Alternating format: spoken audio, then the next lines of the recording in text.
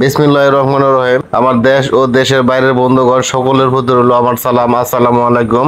আজকে আমার মূল প্রতিপাদ্য বিষয় থাকবে ট্যাংরা ও গুলশা মাছ। ট্যাংরা মাছ কিভাবে চাষ করবেন ও গুলশা মাছ কিভাবে চাষ করবেন, দুইটি মাছের পদ্ধতি কিন্তু এক, তাই ট্যাংরা এবং গুলশা একসাথে বলে দিতেছি। ট্যাংরা মাছ আপনার প্রতি শতাংশে 2000 পিস দিতে পারবেন, প্রতি শতাংশে 2000 পিস যদি একক চাষে যান। আর গুলশা মাছ দিয়েও যখন চাষে যাবেন তাহলে আপনারা প্রতি শতাংশে 2000 পিস দিয়ে যেতে পারবেন গুলশা মাছ দিয়ে। দুইটা মাছে কিন্তু অক্সিজেনের প্রয়োজন পড়ে।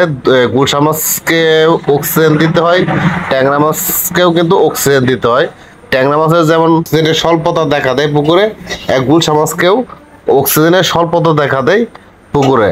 তাই এই দুইটি মাছকেই প্রচুর পরিমাণে অক্সিজেন থাকতে হয় পুকুরের মাঝে। আর আমরা এমন পুকুর নির্বাচন করব যে সকল পুকুরে অতিরিক্ত কাদা থাকা যাবে না।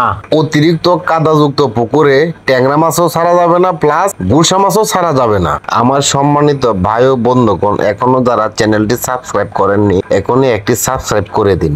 আমরা যখন গুলশা দেব তখন সর্বপ্রথম আমরা পুকুর প্রস্তুত করব। পুকুর যখন প্রস্তুত করব এমনভাবে প্রস্তুত করব যেন চতুর্পাশের ঘাস দুবরা বন এমন কোনো কিছু থাকতে পারবে না। যখন ঘাস দুবরা যদি আপনার পুকুরে পানিতে লেগে থাকে, হ্যাঁ, ওরাও কিন্তু অক্সিজেন টানতে থাকবে। হ্যাঁ, মাছের অক্সিজেন কিন্তু ওই ঘাস দুবরা ওরাও কিন্তু নিয়ে নিবে পানিতে যদি থাকে আর কি। হ্যাঁ, এই পানি থেকে আপনারা এ সকল সরিয়ে দিবেন, এ সকল ঘাস দুবরা যেন না থাকে, তাহলেও অক্সিজেনের স্বল্পতা দেখা দেবে। অথবা এখান থেকে ঘাস দুবরা পচে ভাইরাস ব্যাকটেরিয়া ফাঙ্গাল তৈরি হতে পারে, অ্যামোনিয়া হতে পারে। আপনাদের অ্যামোনিয়া আর জন্য কিন্তু অ্যামোনিয়ার মেডিসিন দিতে হয়, ইউকাসিটে দ্বারা। আচ্ছা, যাই হোক, সর্বপ্রথম আপনাদের আরেকটি যে কাজ, সবচেয়ে গুরুত্বপূর্ণ যে কাজ, সেটি হলো ট্যাংরা অথবা গুলশা মাছ ছাড়ার পূর্বেই পুকুর এমনভাবে প্রস্তুত করবেন যেন মাছ চাষকালীন সময়ে যেন আপনার পুকুরে অক্সিজেন ফিল কম করে, অথবা কাদা থেকে যেন গ্যাস কম আসে। তাই বলি এই যে সর্বপ্রথম পুকুর প্রস্তুতটা ভালো করে করে নেবেন, তাহলে দেখবেন আপনার চাষকালীন সময়ে আপনাদের কোনো সমস্যা হবে না। আর যখন তলানিতে আপনারা চুন কম দিবেন অথবা রৌদ্র কম লাগাবেন। আর তলানিতে যখন আপনার মাটি, এই কাদা মাটি যদি বেশি থাকে, ফুট 2 ফুট 3 ফুট, হ্যাঁ, অথবা অর্ধেক শরীর ঘাইরা যায়, এরকম পুকুরে কিন্তু গুলশা মাছ চাষ করা যাবে না। হ্যাঁ, 3 ফুট 4 ফুট কাদা যদি থাকে তাহলে এরকম পুকুরে গুলশা মাছ দিতে যাবেন না, প্লাস ট্যাংরা মাছও কিন্তু দিবেন না। ট্যাংরা মাছ দিলেও কিন্তু আপনারা সঠিক ট্যাংরা পাবেন না, আর গুলশা মাছ দিলেও আপনারা সঠিক গুলশা মাছ কিন্তু পাবেন না। আর আপনারা নিয়মিত পরিচর্যা করে যাবেন গুলশা মাছ এবং ট্যাংরা মাছকে। আর পুকুর প্রস্তুতের কথা কিন্তু আমি আমার গত ভিডিওতে অথবা পিছনের অনেক ভিডিও আছে, হ্যাঁ, পুকুর প্রস্তুত কিভাবে করতে হয়। আর আমি এখন যদি পুকুর প্রস্তুতের কথা বলতে যাই তাহলে কিন্তু পুকুর প্রস্তুতের কথা বলতে বলতে আমার ভিডিও চলে যাবে। এখন আমি আপনাদের কাছে যে উদ্দেশ্য নিয়ে কথা বলতে চাইতেছি সেটি হলো গুলশা মাছ কেন মারা যায় আর ট্যাংরা মাছ কেন মারা যায়। আপনারা 1 লাখ গুলশা পুকুরে ছাড়লেন, শেষ মুহূর্ত পর্যন্ত 1 লাখ বিক্রি করতে পারেন না, এটা কেন? ট্যাংরা মাছ 1 লাখ ছাড়লেন কিন্তু লাস্ট পর্যন্ত 1 লাখ পান না, এটা কেন? হয়তো 4000 5000 হয়তো 10,000 থাকবে না, কিন্তু অর্ধেক মাছ থাকবে না, এটা কেন? হ্যাঁ, এটা তো নিশ্চয়ই একটা কারণ আছে। ওই কারণ আপনারা যদি জানতে চান তাহলে ভিডিওর শেষ পর্যন্ত থাকতে হবে। আপনারা এই ভিডিওর শেষ পর্যন্ত দেখুন, তাহলে বুঝতে পারবেন কেন আপনারা 1 লাখ মাছ ছাড়লে, হ্যাঁ, বিক্রি করার সময় 50,000 মাছ পান। কেন ট্যাংরা মাছ 1 লাখ যখন ছাড়বেন বিক্রি করার সময় পান 50,000 অথবা 40,000? এটার কারণ শুনুন। প্রথমে বলি আমি গুলশা মাছের কথা। গুলশা মাছ যখন 1 লাখ পোনা কিনে আনবেন কারো কাছ থেকে, 5,000-এর লাইনের পোনা কিনে আনতে যাবেন না। 5,000-এর লাইনের পোনা যখন কিনে আনবেন তখন আপনার অক্সিজেন প্যাকেট করে দিয়ে অথবা অক্সিজেনের দামও করেও যদি আনেন, তারপরে দেখবেন আপনার পুকুরে এসে কিছু মাছ কেটে গেছে।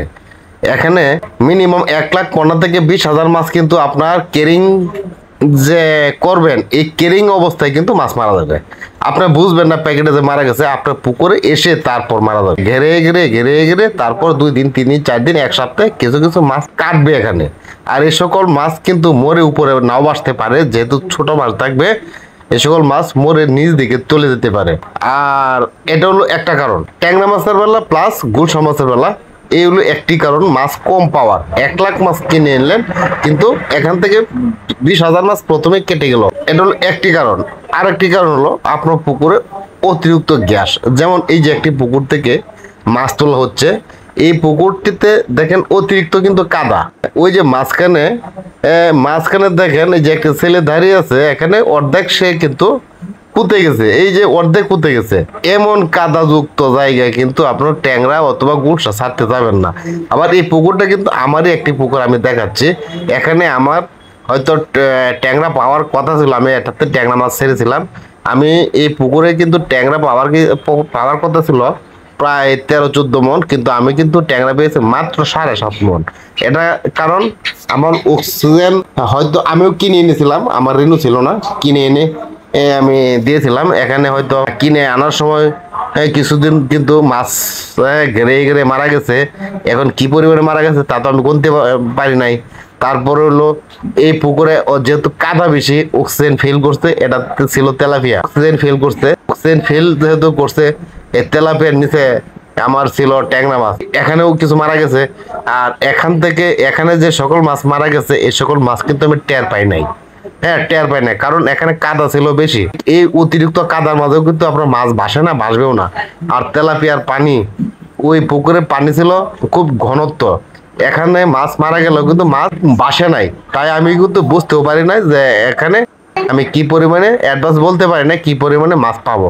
কিন্তু মাছ আমি শেষ মুহূর্ত পর্যন্ত 7.5 টন মাছ বিক্রি করেছি। আর এই পুকুর থেকে কিন্তু আমার মাছ তোলার কথা ছিল মিনিমাম 13 থেকে 14 মন, তাহলে অর্ধেক মাছ কিন্তু আমি এখানে পাই নাই। শুধু একটি কারণে, এই কারণটা হলো একমাত্র অতিরিক্ত কাদা থাকার কারণে। আপনারা এমন অতিরিক্ত কাদাতে ট্যাংরা মাছ অথবা গুলশা মাছ ছাড়তে যাবেন না। ট্যাংরা মাছটা তো যাই হোক কিছুটা আসছে, আর গুলশা মাছ হলে আসতোই না।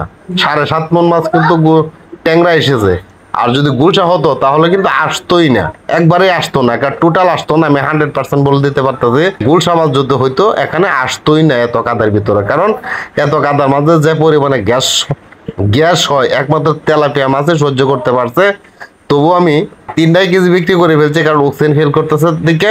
হ্যাঁ, অক্সিজেন ফেল করে এই কারণে আমি এখানে 3 কেজি মাছ যখন হয়ে গেছে তখনই আমি মাছ বিক্রি করে ফেলেছি। তবে বাজার মূল্য কম ছিল, কারণ মাছ আমার এই মরে যাওয়ার চেয়ে আমার বিক্রি করাটাই উত্তম। আর এমন কাদাযুক্ত জায়গায় আপনারা এই গুলশা মাছ ছাড়তে যাবেন না। আর ট্যাংরা যদিও ছাড়তে যান তাহলে একক ছাড়বেন, একক। এমন কাদাযুক্ত যদি কারো পুকুর থাকে যে না আপনাদের হয়তো আর কোনো ব্যবস্থা নেই, এমন একটি পুকুর আছে কিন্তু ট্যাংরা মাছ চাষ করার একটা শখ মনে জাগছে, তাহলে একক দিবেন, একক চাষে যাবেন। তাহলে দেখবেন একটু পাতলা করে দিবেন, তাহলে আর এমন পুকুরে প্রতি শতাংশে 2,000 দিতে পারবেন না, প্রতি শতাংশে 1,000 পিস দিবেন।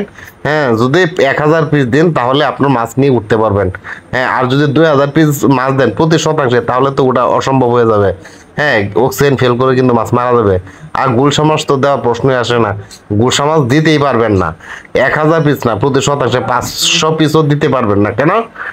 প্রথম যখন মাছটা কিনে এনে ছাড়বেন প্রথমেই মাছটা কেটে যাবে। হ্যাঁ, পোনা কিনে এনে ছাড়ার পরেও এই সকল পুকুরে মাছ থাকবে না, মারা যাবে। কখন না কখন অক্সিজেন ফেল করবে, তখন এটা আপনি টের পাবেন না, বুঝবেন না।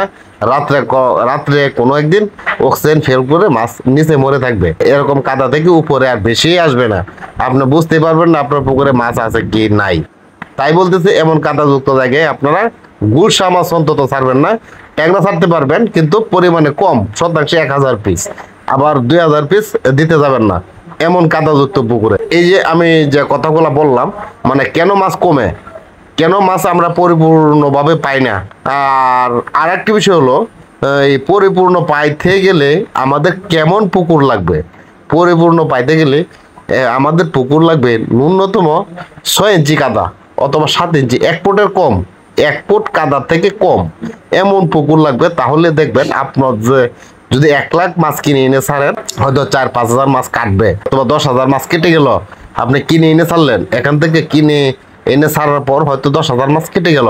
যদি সঠিকভাবে আনতে পারেন, ভালোভাবে ভালো যত্ন সহকারে যদি আনতে পারেন, তাহলে হয়তো আপনার এত মাছ নাও কাটতে পারে, আর কম মাছ হয়তো কাটবে। হয়তো আবার দেখা গেল যে আপনার যেখান থেকে মাছটা কিনে আনতেছেন ওইখানে আপনারা সাবার দিলেন না মাছকে, গুলশা মাছের বাচ্চাকে ওইখানে সাবার দিলেন না, সাবার না খাওয়াই সাবান না দিয়ে আপনারা অক্সিজেন করে দিয়ে দিচ্ছে, সে সকল মাছ আপনার প্যাকেটে কিছু কাটবে, পুকুরে এসেও কাটবে।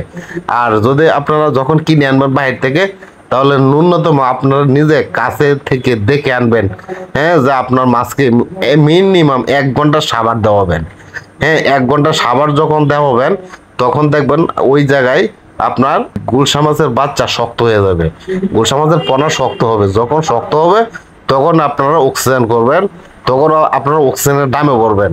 হ্যাঁ, অক্সিজেনের প্যাকেট করেন অথবা দামে ভরেন, কিন্তু 1 ঘন্টা থেকে 2 ঘন্টা, মিনিমাম 2 ঘন্টার সময়, হ্যাঁ, সাবার দেওয়াবেন তাদের হাঁপার ভিতর রেখে। সাবার দেওয়ার পর আপনারা অক্সিজেন অথবা দামে করে, অক্সিজেনের দামে করে নিয়ে আসলে আপনার মাছ কাটবে না। হ্যাঁ, সুস্থ সবল অবস্থায় আপনার পুকুরে এসে, হ্যাঁ, পড়বে, এখানে আর মরবে না। আর এখানে যখন মরবে না, তাহলে আপনার পুকুর থেকে মাছ কমবে না। আর আজকে বললাম মাছ কেন কমে যায়, আগামী ভিডিওতে বলবো মাছকে কেন রোগে আক্রমণ করে আর কিভাবে রোগের আক্রমণের হাত থেকে বাঁচানো যায়, সেই ভিডিওটি আগামী পর্বে আপনারা দেখতে পারবেন। আমার দর্শক শ্রোতা ভাই ও বন্ধুগণ, মাছ কিন্তু ছাড়া সহজ, কিন্তু মাছ পুকুর থেকে বিক্রি করা খুবই কঠিন। আর যদি নিয়ম কানুন মেনে চলে চাষ করতে পারেন, তাহলে কিন্তু আবার খুবই সহজ। চাষি ভাইয়েরা, আমি যে এখানে এই গুলশা অথবা ট্যাংরা মাছটাকে স্বর্ণের মতন করে মূল্যায়ন করলাম, এটা তো বুঝতেই পারছেন। কোথায় শিং মাছ হলো 7,000 টাকা মন, আর এখানে ট্যাংরা অথবা গুলশা মাছ 20,000 টাকা মন। তফাৎ কতটুক দেখতেছেন। ওই কারণে আমি এটাকে স্বর্ণের সাথে তুলনা দিই। এই চাষটা করলে স্বর্ণই পাওয়া যাবে, যদি সঠিকভাবে আপনারা চাষটা করতে পারেন। মাছ না কমার যে দ্বিতীয় স্টেপটা বললাম, এটাই মানে কম কাদাযুক্ত পুকুরে মাছ ছাড়তে হবে, যাতে পুকুরে কাদা কম থাকে। সেসব পুকুরে মাছ কাটবে না, সেসব পুকুরে অক্সিজেন ফেল করবে কম। হ্যাঁ, আপনারা যারা গুলশা চাষ করবেন অথবা ট্যাংরা চাষ করবেন, আপনারা ভেবে শুনে অথবা ঠান্ডা মাথায় ধীরে স্থিরভাবে আপনারা চাষটা করবেন। সঠিকভাবে সঠিক গাইডলাইন মানবেন, তাহলে আপনাদের গুলশা মাছের বেস উঠবে সুন্দরভাবে। আর গুলশা মাছের বাজার মূল্য তো ভালোই থাকে সবসময়, আপনারা সকলে জানেন। এখন বর্তমানে বাজার মূল্য অনেক, হ্যাঁ, ওই শিং মাছ থেকে কিন্তু ডাবল বেশি। হ্যাঁ, অনেক বেশি কিন্তু গুলশা মাছের বাজার মূল্য।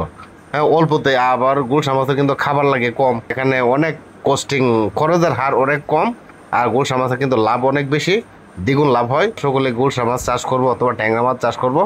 হ্যাঁ, এই বলে আমি আজকে আমার ভিডিও শেষ করতেছি। আর আগামী ভিডিও দেখার আমন্ত্রণ থাকবে। আর আমার এই ভিডিও যদি ভালো লেগে থাকে, তাহলে আমার এই চ্যানেলটিতে একটি লাইক দিবেন, একটি সাবস্ক্রাইব করবেন ও বন্ধুদের সাথে শেয়ার করে দিবেন। আর কোনো কিছু জানতে আমার কমেন্ট বক্সে কমেন্ট করবেন, আমি কমেন্টের উত্তর দেবো ইনশাল্লাহ। এখান থেকে বিদায় নিলাম, আল্লাহ হাফেজ।